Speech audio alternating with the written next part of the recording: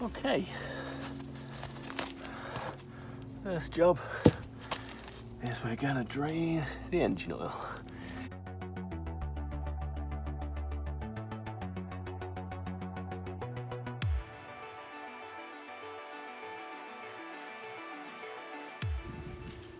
Okay, so we're using a combination of ramps and blocks of wood to make enough space to work underneath to remove the gearbox and get it out. So that's where we're starting now. Let's go and drain the oil and begin the work. Time for the transmission drain.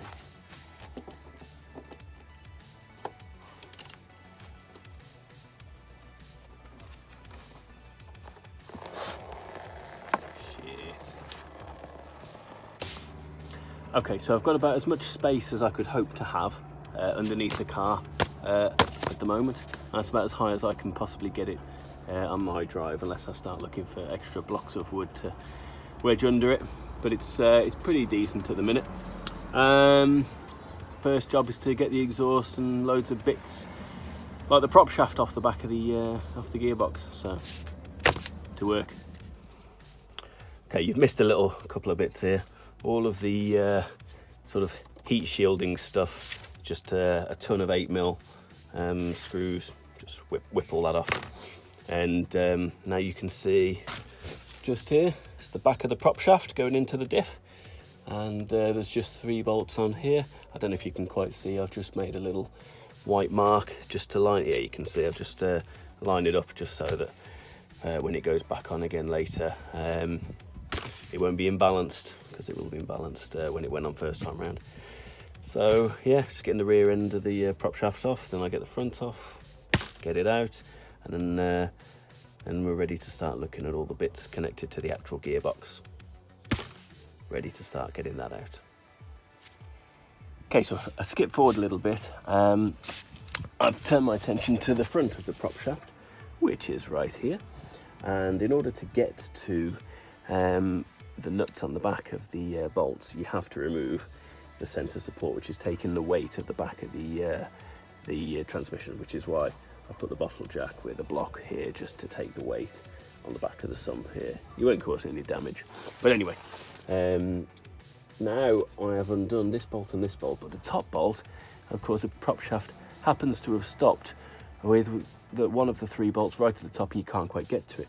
So I do believe, and I've not actually tried this before, there's a little bolt just here and a little lever just above it, which is going to make contact with, if I do it up, should put the box out of park, and it should allow me to turn the prop shaft around a little bit and then undo it, let it re-engage so that the prop shaft won't move, and I should be able to get to that bolt.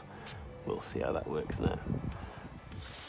I believe this is the emergency method to be able to move the car around. So we're going to do this up.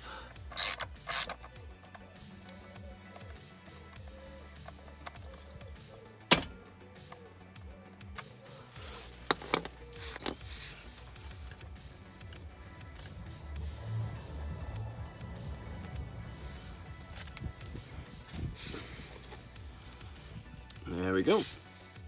And now let's undo it, and hopefully it'll click again as it drops into park.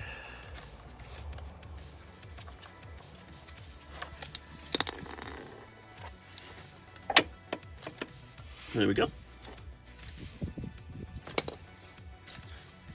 Job's a good one.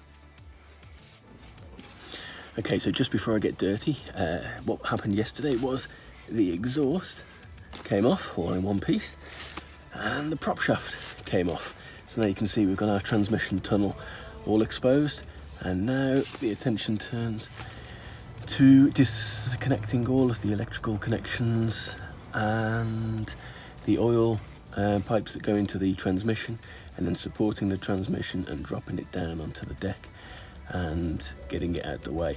The plan isn't to get the transmission all the way removed, it's to remove it, drop it down and shuffle it on the deck back here somewhere, maybe even turn it sideways so that the bell housing fits up in here, something like that, just to give me enough of a man room to get my body and head and arms up into where the bell housing joins the back of the engine.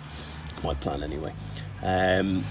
Just to explain in words what I'm going to do, my plan to lower the gearbox down is to span an aluminium ladder across underneath the vehicle and support it either side with a stack of bricks or a stack of blocks of wood, something like that, and use the bottle jack, you can't quite see it here, just to take the weight ever so slightly, put the ladder across, drop the transmission or rest it ever so slightly on the ladder, and then drop the ladder down bit by bit by bit by bit until the ladder is supporting the transmission on the deck, and then we can use the ladder and just pull it out the way.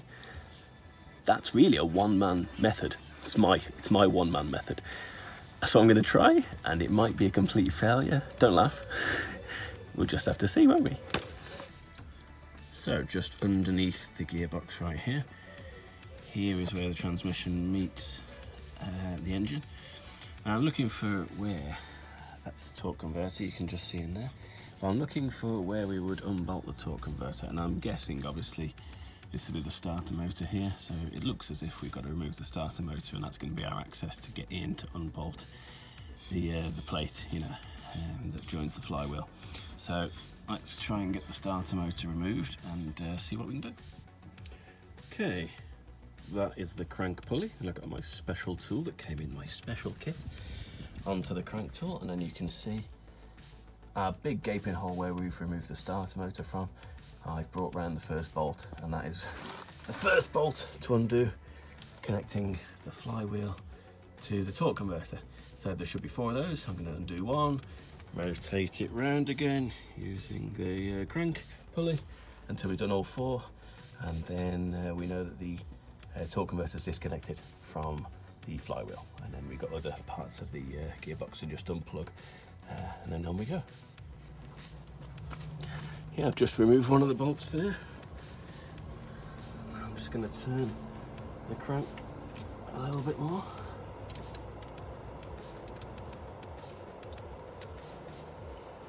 There's the next bolt coming.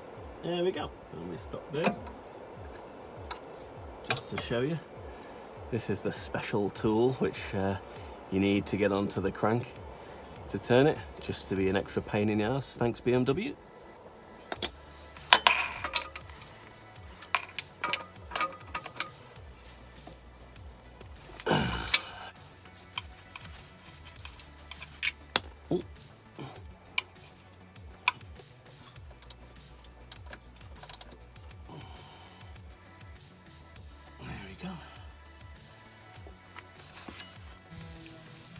Now I've got to stand on my tiptoes to show you this, or just at least grab onto the edge of the ramp.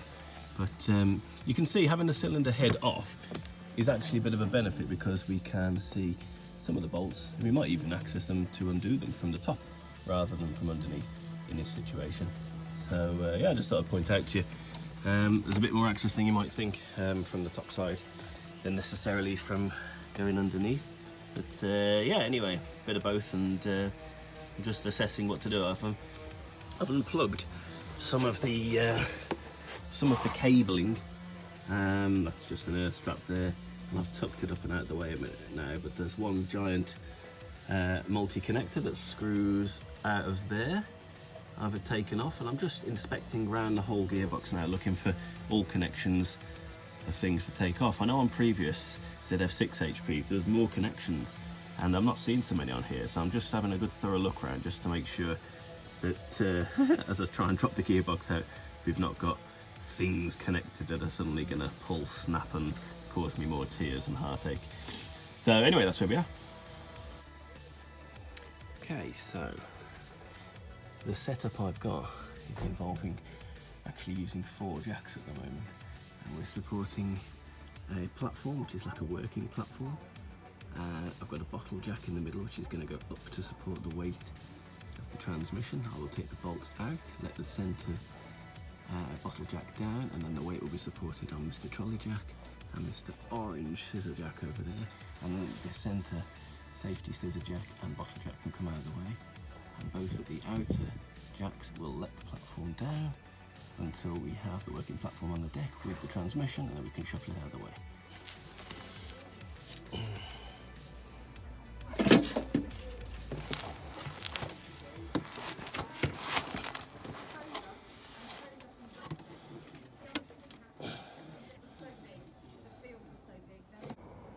Okay, at this point, I'm sorry it didn't film, but we've been lowering it brick by brick with the help of my neighbours, and we're on 2 bricks now, nearly on the ground, and then gearbox can come out the way.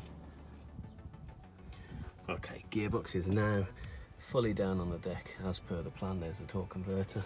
I'll just come around now and show you the sort of working space that I've got.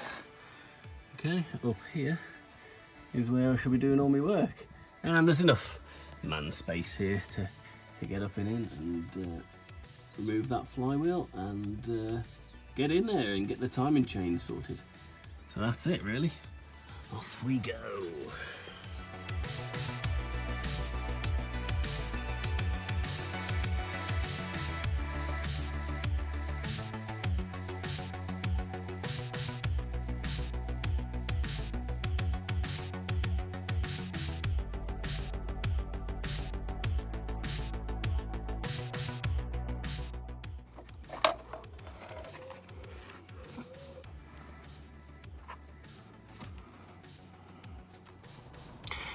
Okay, just want to cover a few points, things I've learned in taking this transmission out that may be useful for you. This is every extension I could possibly put with a universal joint on the end and the right E-socket to take off the bolts for the bell housing. That is the way you are going to get to those bolts on the bell housing, is right from the back, and then you can spanner it from the back where the prop shaft would join. I tried lots of different ways, but I actually saw someone else on YouTube do it this way, and in the end I thought, oh, I'll give it a try, and it was by far the way to do it, to get the bell housing bolts off. Another point, definitely wear glasses if you're going to be under the car. There are nasty things that drip, oil, coolant and things like that you don't want to get in your eyes, so for the sake of a pair of glasses, stick them on. Also, mistake I made, the torque converter. This torque converter has I think at least six bolts bolting the plate to the flywheel. I undid 4 of them, which is what the ZF8HP has, and I thought, job done. And of course, when I tried to pull the gearbox back, there were 2 bolts still holding it in, and then transmission fluid all over the drive. 6 bolts. It takes 6 bolts to remove it. That's one thing. Oh, and another thing, this gearbox is actually a bit easier to remove than the older ones because there are less things connected to it. That bit of rag you see there is just the 2 oil cooler lines that go into it, and on the other side there is 1 plastic screw-in connector, so you just unscrew it and pull out. It's like a multi-pin, and apart from an earthing strap, I think that's pretty much it for connections. There's not even a push rod actuator to change the gears. It must all be done electronically through that multi-pin connector with solenoids and actuators inside the mechatronic unit inside the gearbox. So that's it really. Disconnect the cooler lines and unplug the multi-pin, take the earthing strap off, and then it's all mechanical work. So it's a bit easier in that respect. All the other work to get it out is the same as you would have had on the whatever the E39 or whatever the old 5 Series was. It's all the same stuff, you know, the same sort of supports that hold the back end in. You need to get the cross members and all this stuff out, get the exhaust out, so it's all that prep stuff that you got to do to actually get it out. But once you've done that, that's it. And it's pretty heavy, by the way, as well. Do be careful. I'll be honest, this took me about a whole day to get this transmission down, and I think I was a bit disappointed with that, but looking back on it, I don't think I could have done it any quicker to do it safely. And it weighs about 90 odd kilos. This is in the 530D you have the ZF8HP70. Yeah, so that's the version that you got there. So it's like 90 odd kilos. even with the fluid drained. So it's pretty heavy, and you do not want to make a mistake and drop it either on yourself or drop it on the drive and smash it to pieces. So just take it slow and be careful. And that's about it. It's out now, and on we go.